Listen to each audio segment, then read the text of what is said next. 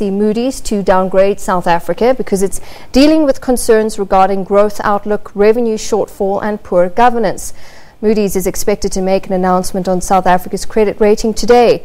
So far, Moody's is the only ratings agency that has South Africa on investment grade, and in November last year it placed the country in review for a downgrade. Now there's optimism that the country is on track to address Moody's concerns.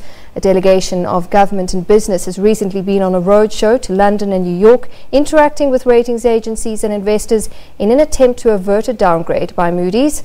South Africa's economic growth outlook has improved, with the economy growing by 1.3% in 2017. Analysts say this was better than the World Bank forecast and Moody's estimates. The country is working to address the challenges of poor governance, especially in state-owned enterprises, and it has saved about 80 billion rand in the 2018 budget to address a revenue shortfall. If there was any reason for Moody's to downgrade us, that's disappeared now. Remember that firstly, political risk, which really was the uncertainty around the ANC 54th elective conference. We now have got a leader, President Ramaphosa. So, and we're dealing seriously with SOEs because there's another issue, given their position financially, such as Eskom, SAA. We've dealt with that. There's an issue around rule of law. Sean Abrams, we saw last week, he instituted a legal action against former President Zuma.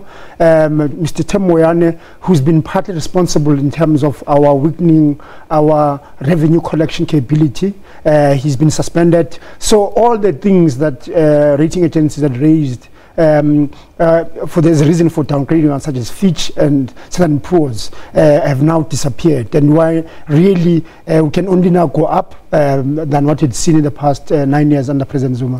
What has not been addressed, which remains a huge problem for the post-1994 South Africa, is the problem of poverty, unemployment and inequality, and the ANC does not have a strategy of dealing with that whatsoever. That will remain a huge problem forever wins the 2019 election in South Africa, because there is no strategy, there is no plans. We've shifted the debate towards land, and the core problem for South Africa is around employment. How do we create an employment that is an economy that is inclusive, that can create jobs, not land issues that the ANC and the EFF are distracting us from focusing on.